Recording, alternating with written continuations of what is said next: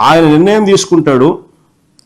చంద్రబాబు నాయుడు అప్పటి తిరుపతి కలెక్టర్ను మున్సిపల్ కమిషనర్ను పిలిపించుకొని 684 కోట్లతో కట్టేయమని చెప్తారు. జరిగింది. గమ్మత్తు ఏమిటంటే ఆ మీటింగ్లో టీటీడీ ఉండదు. టీటీడీనే 67% రబ్బిస్తుంది, కానీ టీటీడీకి సంబంధించిన ఎవరు లేరు. ఆ మీటింగ్లో టీటీడీ నుంచి ఎవరిని పిలవలేదు.